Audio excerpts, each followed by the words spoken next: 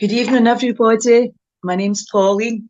I'm from Scotland, in a place in Scotland called Glasgow. I am really, really delighted to be on this meeting this evening, and I hope even if one person gets something, then my job is done.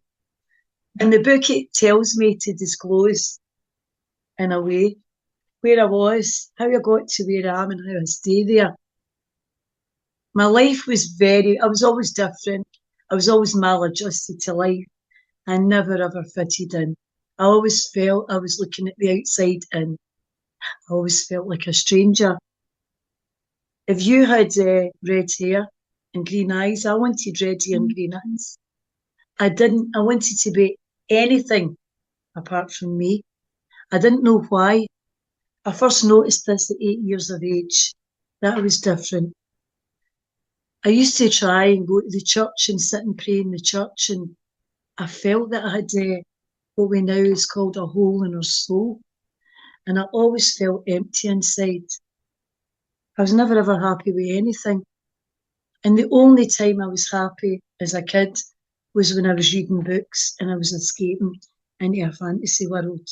And when I escaped into that fantasy world, I was off. That was me. I was happy. So I was a bookworm. I was a nerd. I was a swot. I was a wee Punjabi girl who was brought up a left-hander in a school where there was racist people all round about me. I was racially abused from a very, very young age. My teacher in primary 2 said, "Is it not enough that you're a Paki, but you're left-handed?"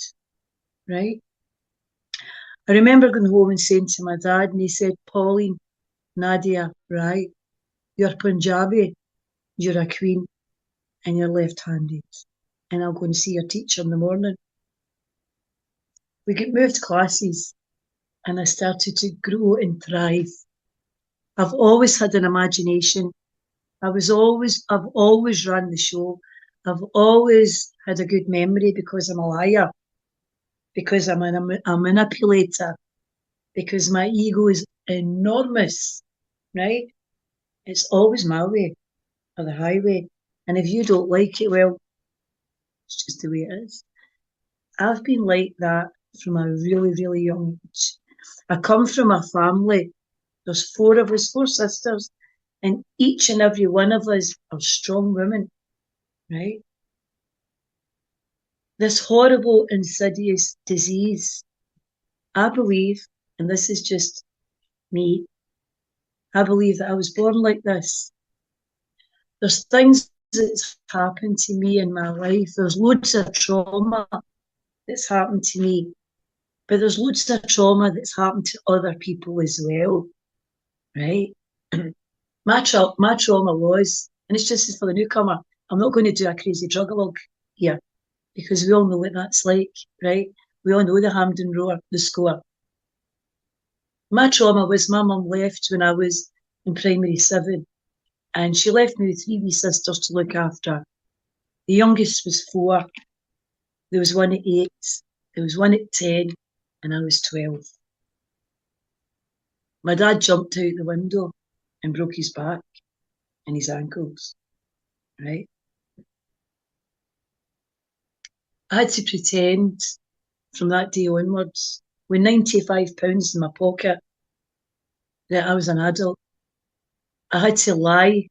The first time I lied with all my sisters, we had a family meeting and we agreed we wouldn't tell anybody that my dad was in hospital and we had no money. All we had was £95 because we would get split up. My mum had left. We didn't want to lose my dad as well, and we did not want to lose each other. Now, we never felt sorry. It wasn't a sad story. It wasn't a violent story. It's just the way it was. And I would accept things, no problem. I had big shoulders for a wee lassie. And I accepted those things, right? Aye, I did.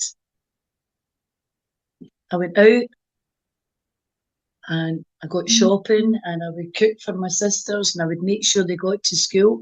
Our house was too tidy, right?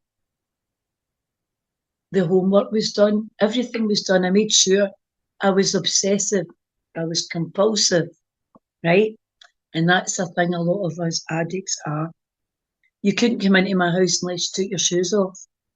Everything was too over the top. I was full of fear from the age of 12. And by the time I'd got to about 15, that was the way I lived my life. We had some money, and that money was going down really, really fast. So I thought it would be a good idea to go and buy an ounce of Packy Black, is what we called it. We cut it up, chopped it up, and we sold it to all our friends round about.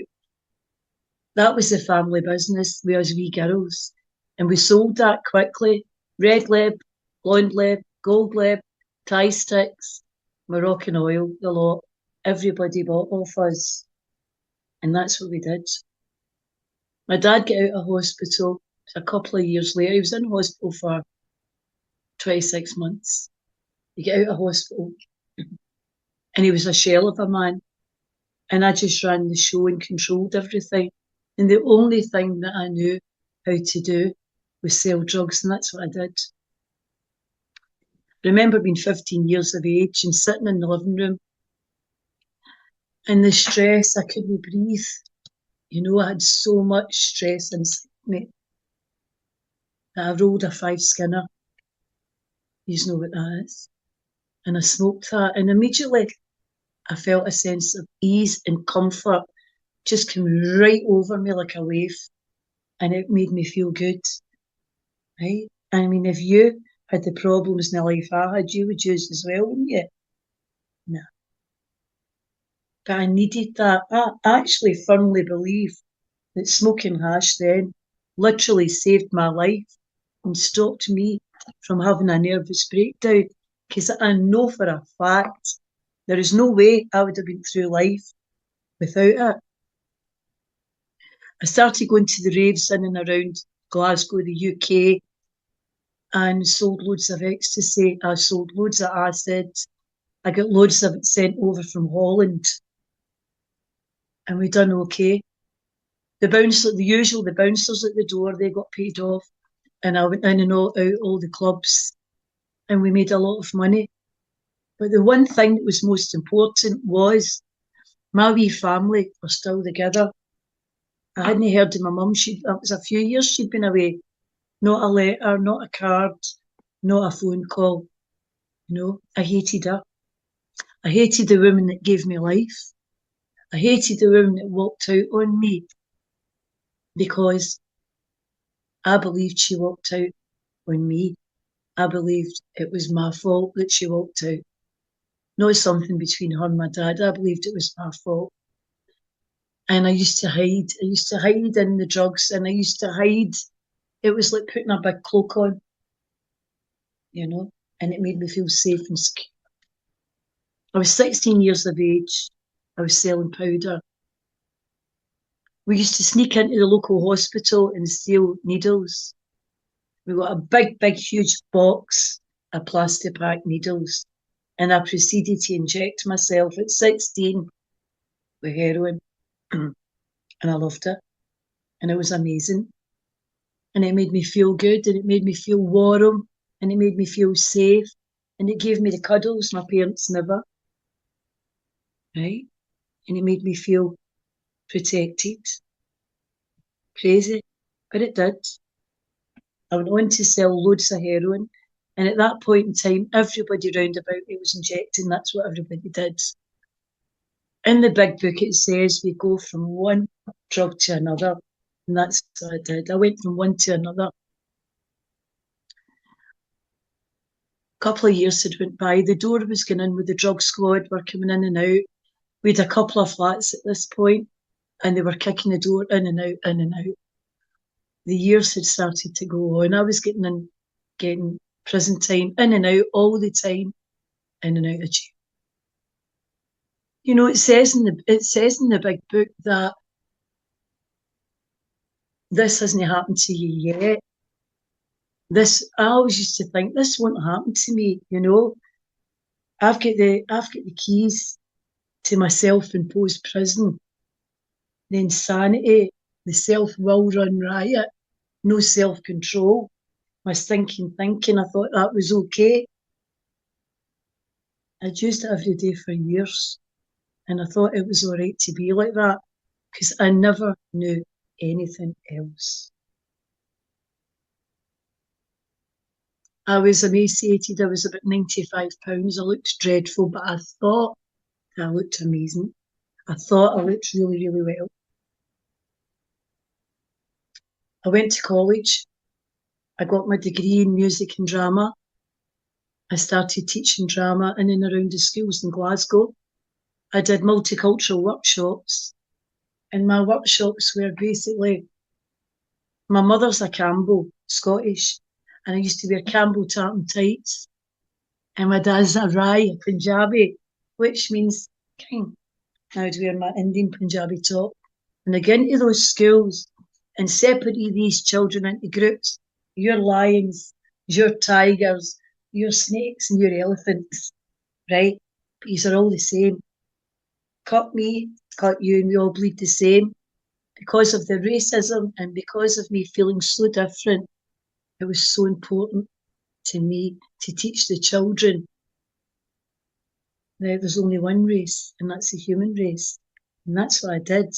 And that's when I was happy. When I was teaching the kids, that's when I felt a sense of ease and comfort.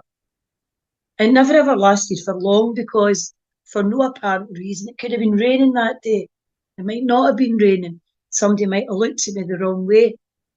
I would use on it. I would use on anything. The sign of madness is chasing your tail. I chased my tail all the time. Fast forward a wee bit, in a crack den, smoking a crack pipe. That's when the bottom fell completely right out my world. I think a lot of us know what that's like. And along with that, there was alcohol as well. There was alcohol, there was pills, there was like powder, there was everything. We used everything, right? So that's for the newcomer into what was used. As a result of it, I'm in a women's prison, Cornwall Prison in Scotland. I'm looking at going to the High Court for a few years, prison sentence. I'm in there, I'm dying, I'm in some state, I'm really, really ill. All I can think about is my visitors coming up and what I can get. Where I see a poster in the gym, and it says on this poster, it says car meeting. And I thought, okay, 7:30. So I went to this meeting. I'm in the meeting. I've walked into the library, and there was 6 women there sat round a table. 2 women came in, and these women were from Cocaine Anonymous. And one woman was Punjabi and one woman was Scottish. And I believe that's a God job, right? I believe that's a total, like, of course, it's like, Pauline, there you go. See, I'm here. Look, I am real.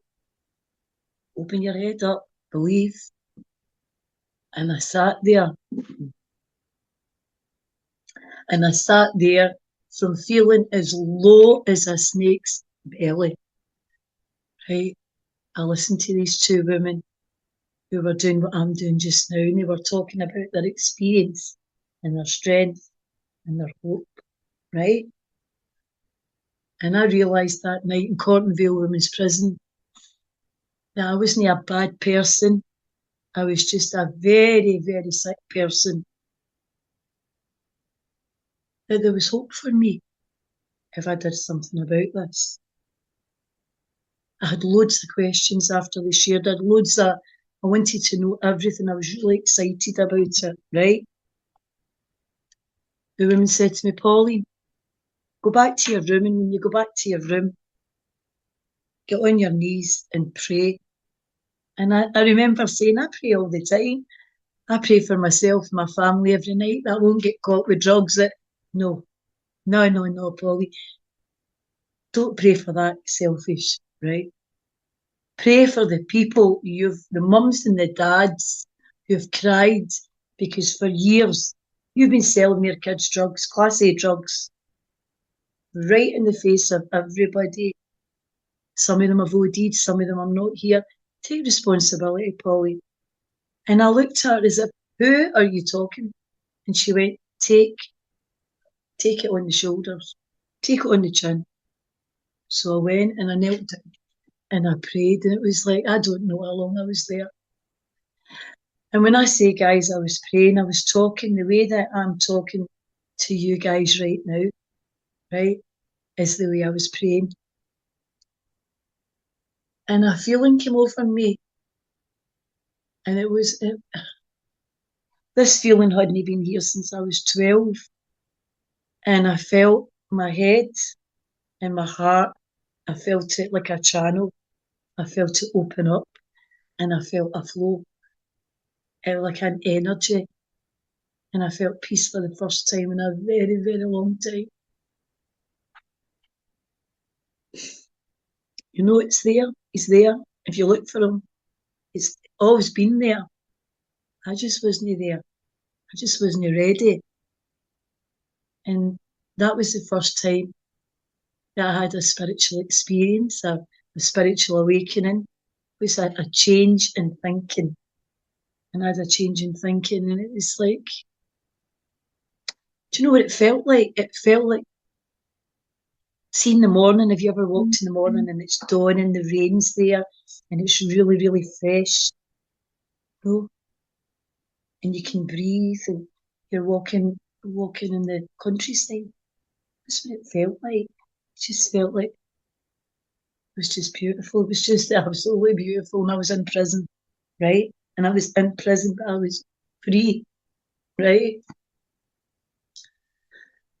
I went to court a couple of days later, and these two women came up and they stood for me. And the judge was saying, well, why don't you think I should send Pauline to prison? And these women got up and they spoke for me, you know. And he said, I'm going to give you a chance, Pauline. And I got probation. I got 2 years probation. And I had to go to this project. It was called the 218 Project in Glasgow. And it was on 3 days a week. And it was for women in addiction and mothers in addiction. And I went there 3 days a week. Now, I've went out the door, God knows how many times. I've taken my foot off the gas, God knows how many times, because my ego is enormous. I've got a threefold illness. It's spiritual, it's physical, and it's mental. It's a spiritual malady, and it's a physical craving, and it's a mental obsession. And I only got these good little God moments and little dribs and drabs because why? Because I didn't know what to do. I didn't know how to work a program. I didn't know what a program was, right? I knew there was something there. I knew there was something to this. And I knew that I was not going to waste any more of my life doing what I'd done before. I was dumbing myself down. I did it for years, right? I did it for years. I would never ever reach my true potential acting like this. I couldn't control my emotional nature. I always wanted to be right. I would argue with people at the drop of a hat. I had to feel in control because it was the only way I felt safe.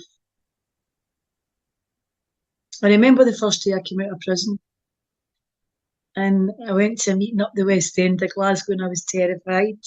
This big line of a woman was petrified. And I remember walking up the road and I seen all these shiny people, shiny brand new, smiling people. And they were standing outside the meeting. It was a big old church. And they were like, oh, hiya, how you doing? Hello. Come on in, get a cup of tea, a cake, or a chocolate biscuit. Come on in. And I remember getting into that meeting and sitting down. And it was what we call a candlelight meeting. And there was all people sat round this guy. And he shared his experience, strength and hope. And you could have heard a pin drop. And after the meeting, they went round everybody and introduce yourself, newcomers. And I put my hand up like the way I did at school. And I said, my name is Pauline and I'm an addict, alcoholic. Another God choke moment, another fiend. Like, such a strong feeling I can't describe. Came straight right through my body. You know, it was absolutely beautiful. And I was like a wee mouse in there. I was terrified to say anything, but I said my name and I said I'm an addict. And they told me to keep coming back. And that's what I did. I started going to meetings and I started finding out what I suffered from. In recovery, for me, relapse is part of my story. You know, I wanted to go back out and try it again and again and again. I would think it would be okay. I would get myself really, really healthy. I would go to the gym, get myself fit. I'd go and do workshops, drama workshops. I would write. Last year I wrote 3 short plays. I've done things like that, and then I would go back out the door again. I self-sabotaged myself all the time. It was as if I was working against myself all the time, right? I've got these 2 people on my shoulder, right? One's a devil and one's an angel. One tells me I'm no fucking good, and one tells me that I'm all right. But that wee devil's strong, you know? And I believe that us addicts are like, we're like schizophrenics. Okay, these people that talk to us, right, and tell us we'll never amount to anything, we'll never get anywhere, right? Don't listen to it. Do you know what I've done with that wee face? I have put a wee face to that. You look, Lord of the Rings, wee Gollum. That's my wee devil, looks like Gollum. And I tell Gollum to go and himself, right? Do you know what I mean? And the wee angel one, I'm like that. That's okay. It's a constant chatter for years and years that I was so used to it. And as I started to go through recovery, I started to read, I started to meditate, I started to do yoga, which I do yoga every single day. And I started to quiet myself down. And I used to, what I do is I write my shit away. I write and write and write it out my system. I was told at the meetings, Pauline, go and get a sponsor and go through the 12 steps. I remember the first time I asked someone to sponsor me and she said, no, I can't. And I went into the car and I was like, who does she? I was like a deranged lunatic. Who does she think she is saying no to me? Why would recovery? What's all this about? If I had listened for a wee while, I would have found out that that woman had 4 sponsors and she didn't have enough time for another one. I would have found out that she was going to talk to another woman to put me onto someone else. But I didn't have any patience for that because I wanted everything right now because I'm an addict and my ego's enormous.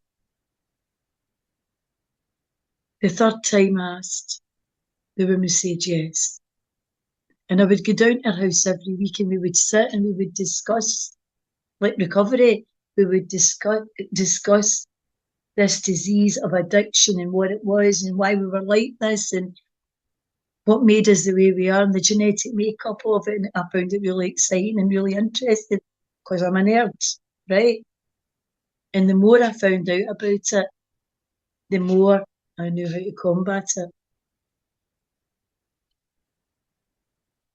I went through step 1 and I admitted I was powerless. The day I admitted I was powerless, like my cat, the day I admitted I was powerless was such a big change in my life because I decided to surrender and I decided to give it up and I decided to give me a chance at life. And as soon as I surrendered,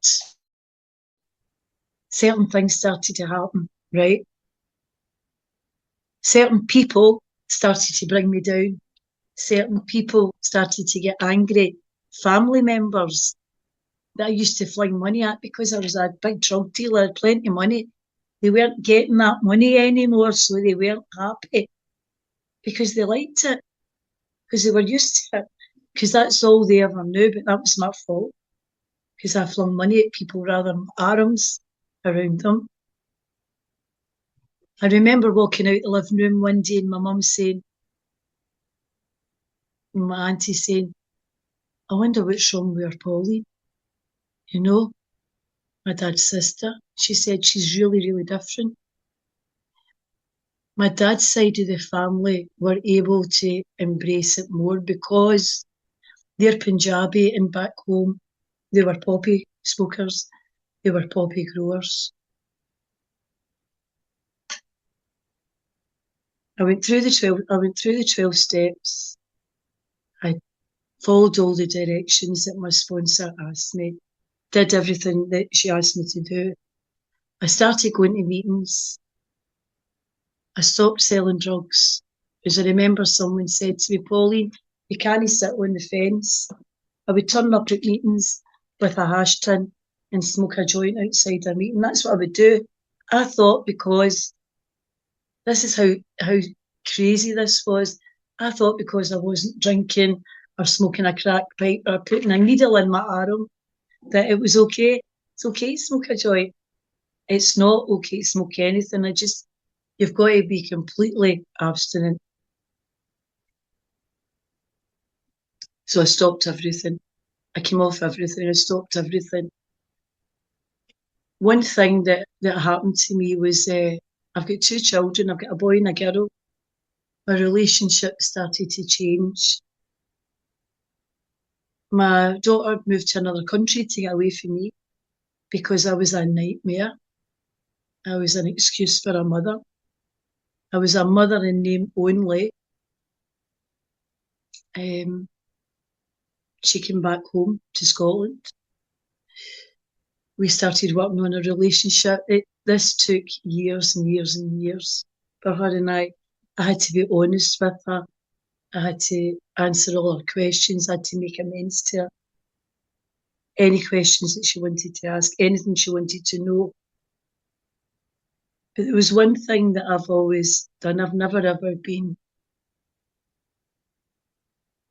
ever used the excuse for having a higher power in my life. I've never ever allowed anybody to bring that down. I've always been strong in that, you know. The way I've changed in my life is I'm more humble. I've gotten control of that horrible, insidious addiction by rolling my sleeves up and really, really working on my recovery. You know, I work it every single day. Some days are harder than others, but I work it because I want to live. I want to be able to look at my kids in the eye. I want them to be proud of me. I want to be an example for my family.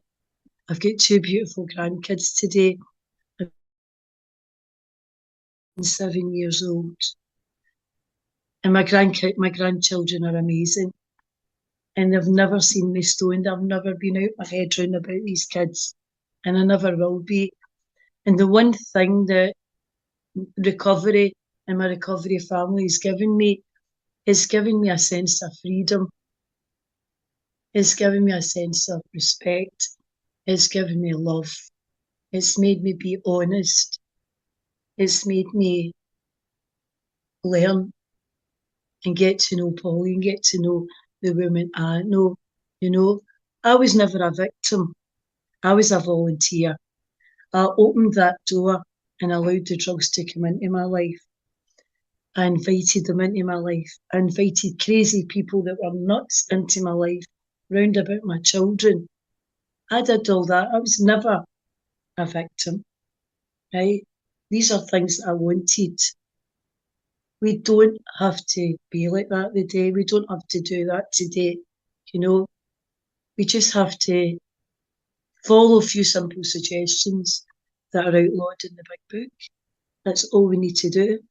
We've got to want this bad enough. The mental obsession leaves you after a craving. It leaves you after a couple of weeks. But unless you work this, in all your affairs, work all your principles in all your affairs daily, you're not going to get it. This is the one place that you come to, that you've got to be connected, that you've got to be protected, you've got to give up control, right? You can no longer be full flight from reality, you know? It's a wonderful life here waiting for you if you just open your arms up and embrace it, you know? Every day is a school day. I've come to the end of my share here, guys. I'm sort of trying up a wee bit. So thank you for inviting me on your platform. God bless you, Recon Sports. Thanks.